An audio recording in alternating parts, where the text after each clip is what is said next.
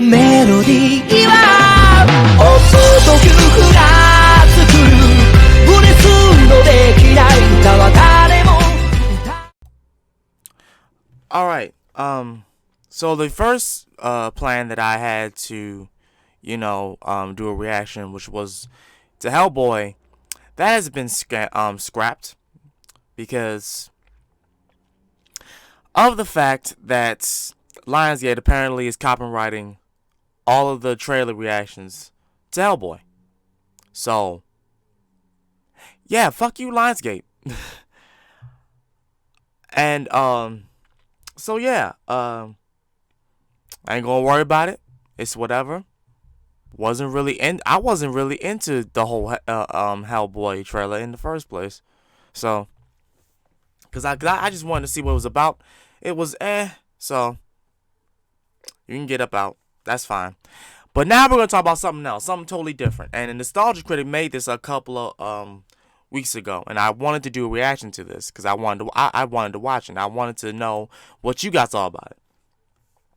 He did a video mainly about the MCU villains. Now,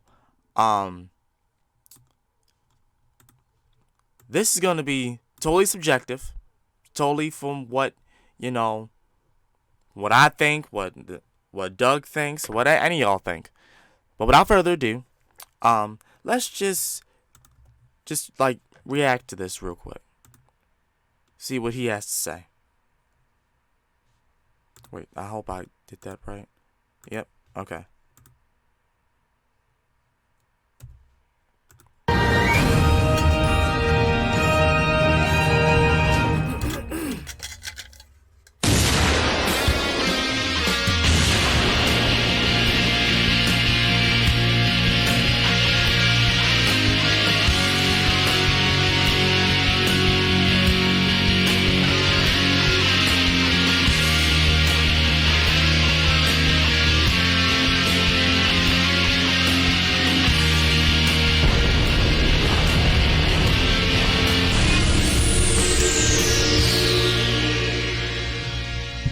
Hello, I'm the Nostalgia Critic. I remember it so you don't have to.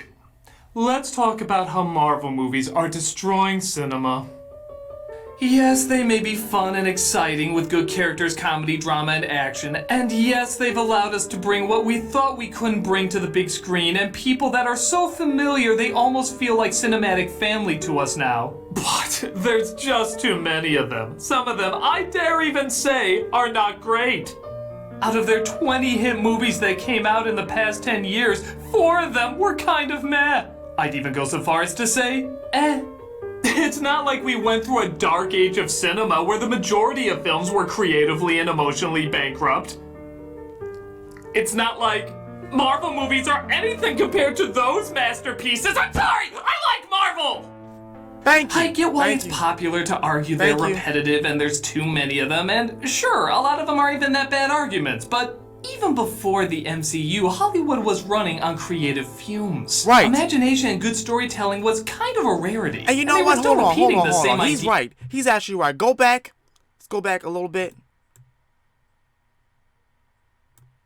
Ways. Marvel is... Hold on. Go back a little bit. It's kind of a rarity. You see all this? See all this crap?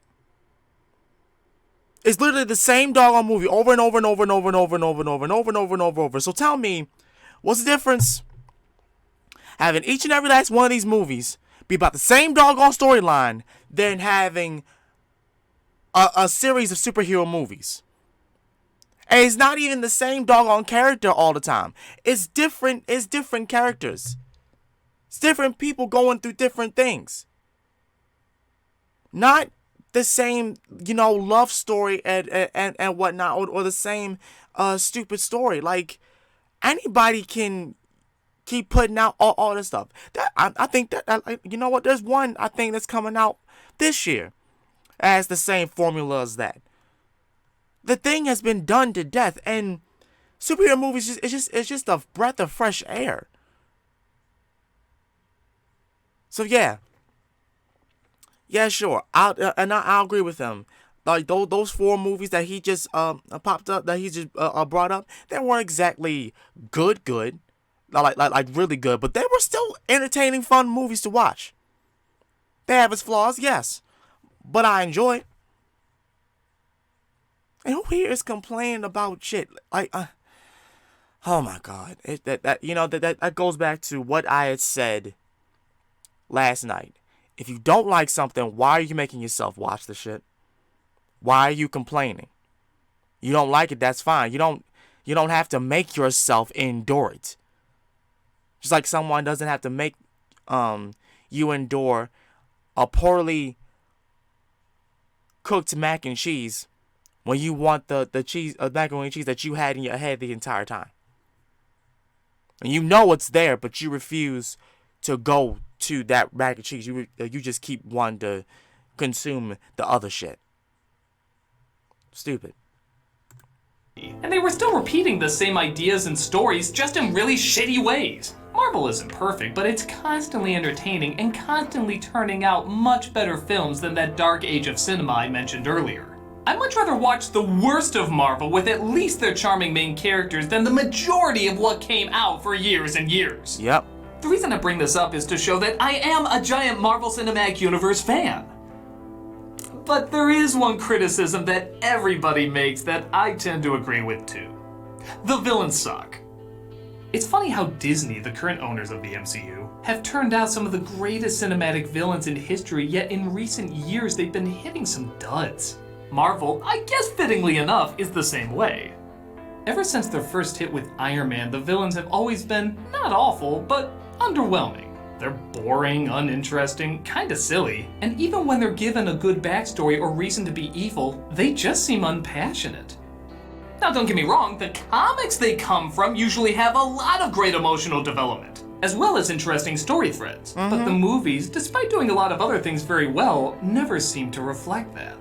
Even when Samuel L. Jackson was trying to defend Marvel, he had to hand victory over to DC when it came to the villains. There's Marvel, where you have heroes, and there's DC, where you have interesting bad guys.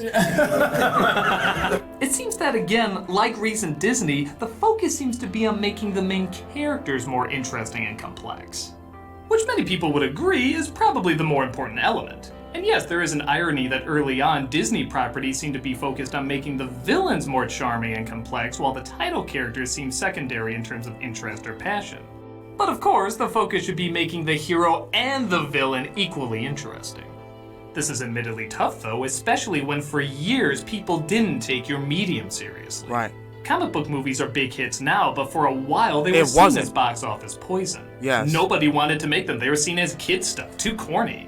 So not only did focus have to be on the hero having emotional substance that can be taken seriously, but it had to be done in not just one film, but a lot of films to show this is a genre worth paying attention to. So, for a long time, we got forgettable antagonists. Usually with complicated plans, very little personality, often just a dull stick in the mud. Despite many of them being played by good actors, they never left the impact that made their original characters so engaging. That is, except for Loki. Everyone seemed to like Loki, despite him being, and let's be fair here, often pathetic.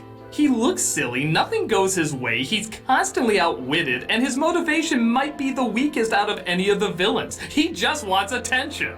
But with that said, that is a very relatable motivation. Therefore, we do always feel empathy for how things never go his way. And on top of that, he's just funny. Yes, For a while, he is. He was the only Marvel villain who smiled. He enjoyed being the trickster, the manipulator, the one that made everybody's life an obnoxious hell. I think a lot of us can connect with that joy that ties to our inner troublemaker. Doing something wrong to get something that you want. Outside of Loki though, Marvel offered very little that stood out. Honestly, if you ask me who was the second most intimidating threat in the early run of these movies, I'd say Gary Shandling whispering "Hail Hydra." That's how unimpressive things got. With such an unimpressive lineup, many thought that the presentation of Thanos, the ultimate villain that had been built up for several movies, was never going to deliver on what was being promised. But then, somewhere around 2017, things started to change. In Guardians of the Galaxy 2, we got Kurt Russell as Ego. He was a surprisingly good villain. Then in Spider-Man Homecoming, we got Michael Keaton as Vulture, another surprisingly good villain. Then came Thor Ragnarok with Cate Blanchett as Hela, along with Jeff Goldblum as the Grandmaster, Black Panther with Michael B. Jordan as Killmonger, and finally Infinity War with Josh Brolin as the long-awaited Thanos. That's 5 movies in a row. Hell, 6 if you count Ant-Man and Wasp. Right? That delivered strong, interesting, She was a good villain, too. passionate, funny, unforgettable villains that finally seem on par for some of our most iconic heroes. Suddenly, 6 movies in a row, the antagonist was just as much fun to watch as the protagonist. Yep. So, what happened?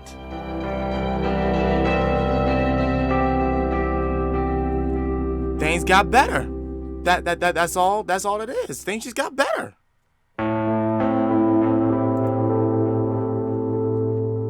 How did these baddies go from miss after miss to hit after hit? What were these villains doing that these villains weren't? Well, I don't think it's one specific thing, but I do think all of them have several elements in common. And I'm not lying, fangirls. I think they're all elements that you could tie back to Loki.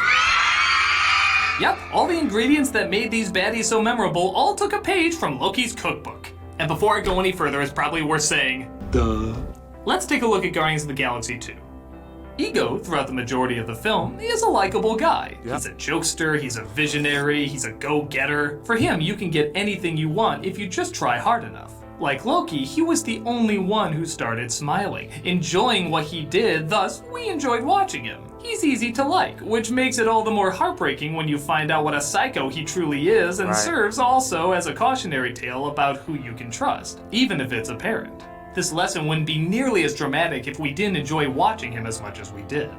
In Spider-Man Homecoming, we got a lower middle class worker who was screwed by Stark Industries and the government, leaving his job and life in the dust. Like Loki, he was overlooked and forgotten, and wanted what he felt was owed to him. His relatability comes from the idea that he's a common working guy. So much so that it's an absolute shock when you see just how common he is. Oh, yes. Switching back and forth between prom chauffeur and murdering mastermind showcases how little the loss of human life can be. It's like a common job to him, demonstrating his creep value. In Thor Ragnarok, we get a banished sister Thor never knew existed. Like Loki, she looks extravagant, enjoys her evil side, and can even get out a good one-liner here and there. But let's be honest, Loki looks far more fabulous in feminine green outfits. She can be funny, but she can also be quite menacing. Not just in how physically powerful she is, but also her over-the-top demeanor in killing someone. Look at that face, that is hardcore. On the other end is a comedic overlord who wishes to entertain while also being entertained himself. He's kind of like the ultimate couch potato, just sitting around in his robe. Except the shows he watches are real people and he cares nothing if they live or die. Again, with both of these villains, there's a strange attraction to having so much power you can just do whatever you like and act however you want to act. Going as big and crazy as you want, just in different ways. Of course, pushing to the point of hurting innocent people is what separates us from siding with them, but still their underlying enthusiasm for what they do is addictive to watch. In Black Panther, the opposite approach is taken. Killmonger was one of the most serious villains the Marvel movies have ever thrown at us. Like Loki and Vulture, he feels abandoned and ignored with what should be his. But it goes even deeper than that. Killmonger knows there's a great power not being utilized in a way that can help millions. But rather than use it for peaceful purposes, he uses it to go to war, figuring obtaining peace through force is the way to go. While this idea is similar to many other Marvel villains, we see the harsh environment that Killmonger grew up in, how far he had to come to achieve his goal, and understand why he's been so tainted. Most of us wouldn't do what he's done, but we understand why he's doing it. We feel why he's doing it. Mostly because it's not just told to us, it's shown to us. He's the outsider to Wakanda, even though he's the rightful heir. His inner city way of speech is completely different from the almost Shakespearean way people in Wakanda speak, but they're both just as big and epic. We see him start off quiet, almost sneaking under the radar. In fact, the brilliance of this villain is at first we don't even know he is the main villain. It looks more like it's going to be Andy Serkis's character. But that's the idea. He appears to be an above-average henchman that turns out to be the biggest threat Wakanda has ever seen. Thus, you not only admire his stealth, but also his strategy. He starts off quiet and deadly, but becomes loud and larger than life. His motivations might seem similar, but his presentation is unique and relatable. All of this leads up to the ultimate Marvel villain, at least the one the movies were building up as the ultimate Marvel villain, Thanos. Thanos was almost the perfect reversal of what the Marvel villains have been in the past, because he went from being the second main focus next to the lead to the main focus. Now, this could be seen as a problem, except in a movie like Infinity War with tons of main characters, like tons of main characters, it only makes sense that the main thread should be the link that ties them all together.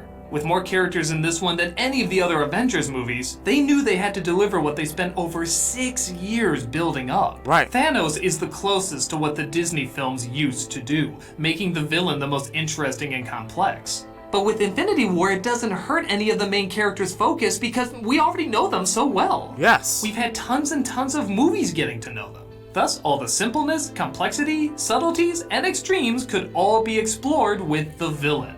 Thanos feels life in the universe has gotten too out of control with violence, war, and death, so he goes the mathematical route and aims to wipe half of it out of existence. Again, kind of a similar motivation with other lesser Marvel villains, but everything from what he says and how he says it to the way he carries himself makes us understand who he is and why he's doing what he's doing. And it's all fascinating.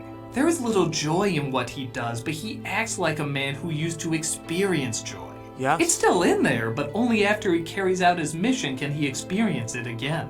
Everything about him is bittersweet, a man who has gone through a lot of pain and knows he will go through even more, but believes it's truly for the greater good. He tries to separate himself from love and desire in the hopes of achieving what he feels needs to be done. But you can see in everything that he does that it's still buried deep inside him, to a point where sacrificing the last person that truly means anything to him breaks his heart. Yet, he still does it. And he doesn't have to say anything to express the complex emotions he's going through, it's all just right there on his face. Right. There's also a confidence in what he does, an unshaking truth that what he is doing is the only salvation. And again, it's all brought out through the performance and the effects that make him so interesting to watch. Everything he does, you follow and understand, even if you disagree with it.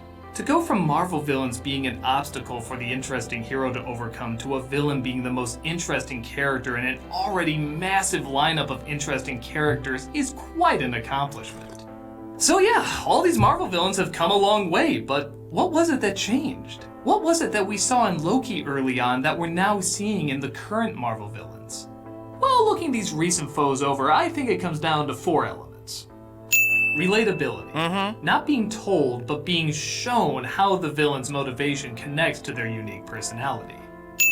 Charm. We have to experience empathy for the villain, and that comes from either laughing with them, feeling sorry for them, or both.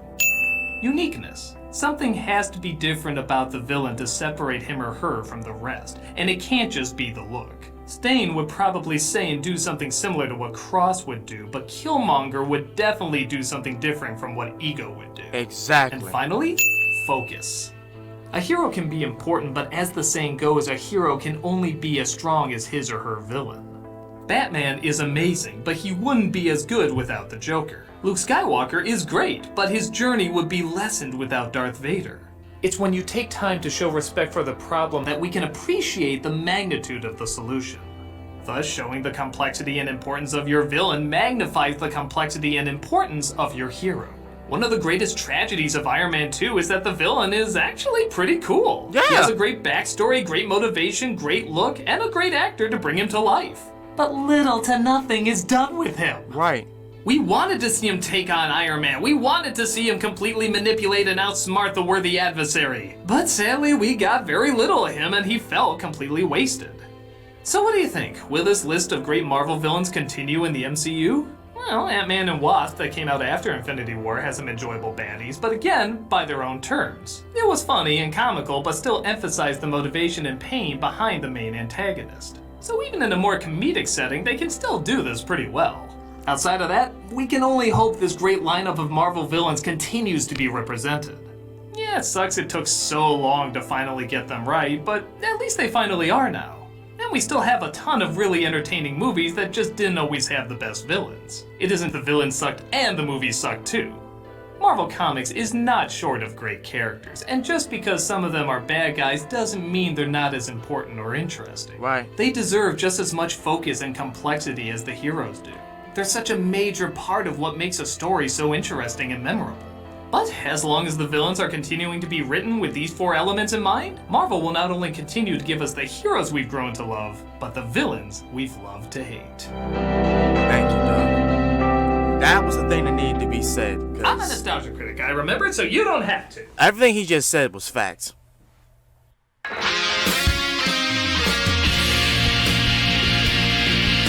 Everything he just said was fact. I didn't even have to talk. Like, he just explained literally what me and Daniel have been talking about for the longest kind of time, ever since we started, doing these discussions. Which y'all should would definitely watch. If y'all don't know what I'm talking about, there's like a whole line of discussion videos that me and Daniel have done. So, get on that shit. I'm just saying, like, I don't know why y'all, like half of y'all watch, like, y'all they come on my channel just to comment on the video. They're not even to watch it, but you're subscribed. I feel like you're really not giving yourself what you came here for. But anyway, other than that, I'm gonna get up out. Thank you guys so much for watching this. Show your appreciation down below. If you cannot like or dislike, it's probably because you don't have a freaking account. So I don't want to hear anything about that. Till then, this has been The Real Sakurai, and I'll most definitely see y'all next time. I'm getting up out of here. Peace.